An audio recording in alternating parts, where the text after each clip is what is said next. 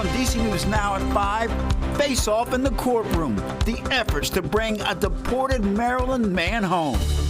Another round of gusty winds today means chillier temperatures as we head toward Wednesday. We'll let you know how chilly it could get.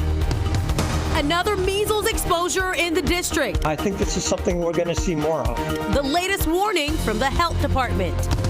Also, DC police hopping into spring. The festivities they're holding for every bunny. Concern for parents as a Maryland private school set to close its doors. It was just really sad because it honestly was the best school. Why the school board is moving forward in its decision. You're watching the station covering all of the DMV. This is DC News Now. Thank you for joining us for DC News Now at 5. I'm Mark Hall. And I'm Tosin Fakile in for Annalisa Gale. Attorneys for the U.S. government and a Maryland man mistakenly deported to El Salvador, just wrapping up in a Greenbelt courtroom. New filings from Kilmar Abrego Garcia's attorney today claim the government has not made any request to bring him back to the States. DC News Now's Randy Bass has been following the case for us. She's live with the latest developments outside of the courthouse. And Randy, tell us, what did you just learn?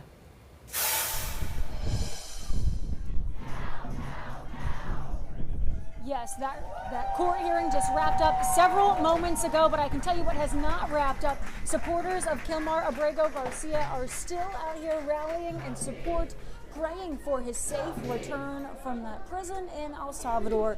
Again, that hearing just wrapped up several moments ago. This was the first time those attorneys had been back in the courtroom since the president of El Salvador, Nayib Bukele, said yesterday he would not release Kilmar Abrego Garcia from that maximum security prison. Some notes from inside the courtroom just now. The government says if he was to be brought back through another point of entry, he would be detained by DHS and removed because the government maintains he is a member of MS-13, though we know Abrego Garcia has not been charged with any crimes here in the U.S. and he's not been charged with any crime abroad in El Salvador. The government has yet to prove that accusation. The judge, though, today was tough on the government, saying they still have not answered the question of what they're doing to bring him home. That ruling was handed down by the Supreme Court last week when they told the government to facilitate his return. The judge said today, as stunning as it is that the government hasn't been ruled to ask El Salvador to release him, they have not asked him to do that.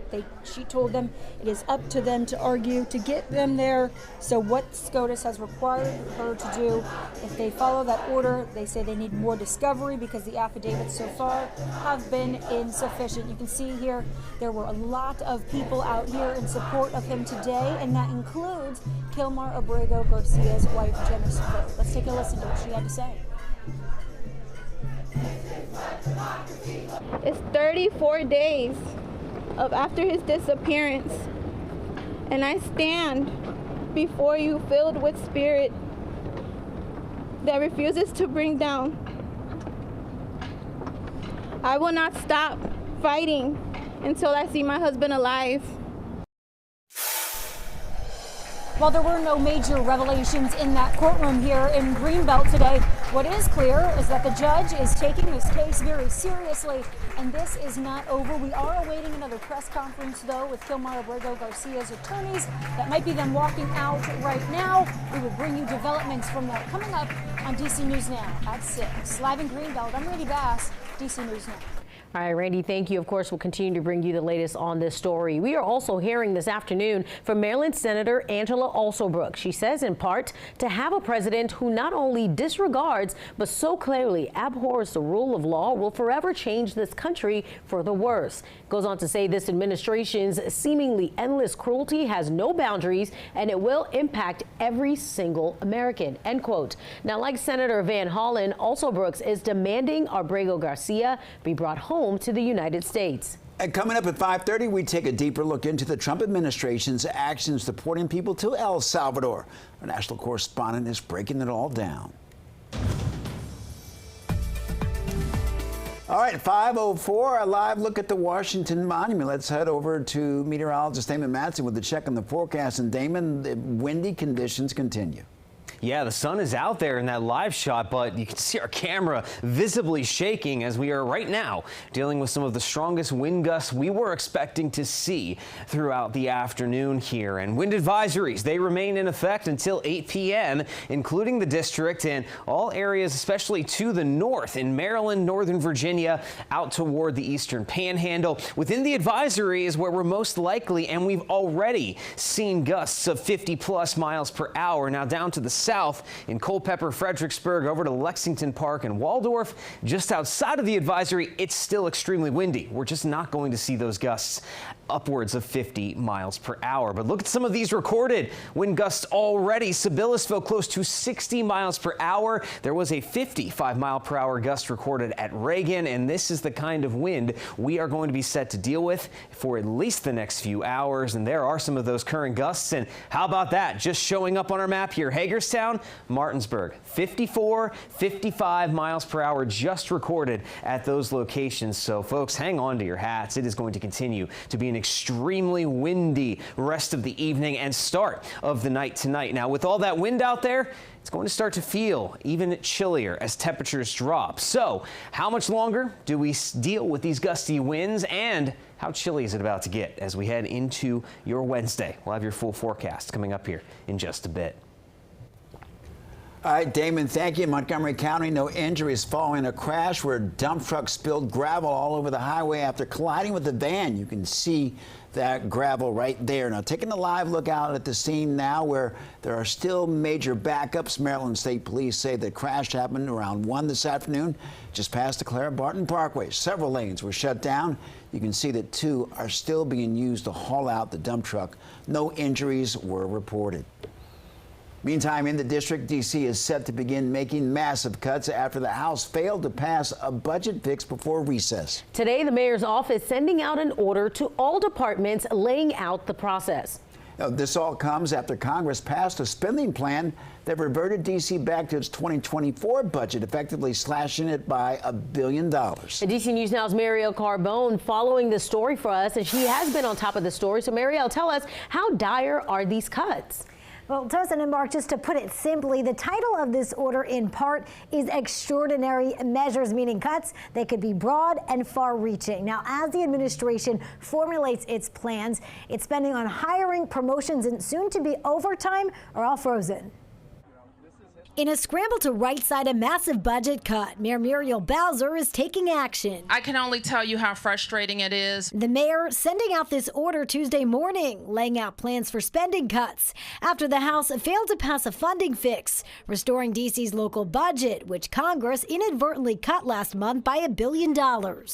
We will limit spending in the government. I think that's the immediate thing that I will notify all of mayoral agencies. Among the changes, there is now an immediate freeze on hiring, pay raises, bonuses, and promotions. Overtime will freeze starting April 27th. No departments, including police, fire, or EMS, are specifically exempt, according to the order. Meanwhile, the city administrator is laying out a plan for furloughs and facility closures. D.C. public schools, shelters, and some medical facilities are exempt. He'll present that plan to the mayor by April 25th. I can't take off the table job impacts. Agencies can submit a waiver for OT, spending, and hiring to the city. Those will be considered on a case-by-case rolling basis. The mayor emphasizing her frustrations over the situation. The federal government would be limiting us from using our own money in a haphazard way almost, which is never how you want to run a railroad. So as for the process moving forward, the city administrator will present a supplemental budget to the council for approval, and we're not expecting that until late this month, so at the end of April. City sources say that the plan needs to be in place by July 1st, but those cuts, furloughs, closures, they could all start before then. In studio, I'm Marielle Carbone, DC News Now. All right, Marielle, thank you. We'll continue to follow that. Meanwhile, D.C.'s police union responding to the budget cuts today. Leadership says restrictions on overtime and hiring will make staffing shortages worse, limit response times, and reduce proactive policing. In a statement, union chairman Greg Pemberton writing, "We are encouraging Chief Smith to move to secure exemptions for overtime and hiring to mitigate these impacts. We urge the city administrator to grant waivers to protect public safety as permitted under the order." A health alert this afternoon. The DMV dealing with yet another measles exposure. Yeah, for the second time in nearly a month, that exposure happened in the district. The latest reported by DC Health at a Five Guys along I Street near the downtown area. That's where we find DC News Now's Dave Laval. Dave, what can you tell us? Well, good evening to you, Mark and Tosin. DC Health says the measles exposure happened at this Five Guys sometime between 3:30 and 6:30 p.m. April 5th. We have not been told if that person worked at the restaurant or was simply a customer. Still, many people are worried. I heard about it and I don't think I would eat at this place. Alex Hernandez is not the only person worried about someone with measles at this Northwest Five Guys April 5th. If I'm getting Five Guys, I shouldn't have to worry about getting sick at the same time. I think this is something we're going to see more of.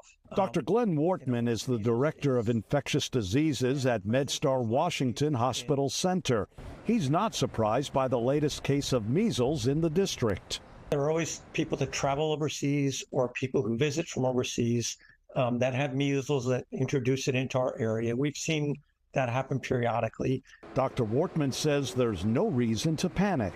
And that's why it's so important that people stay up on their immunizations. You should be fine if you've had the measles vaccination. However, a second dose is not a bad idea if you live in an area where there's a measles outbreak.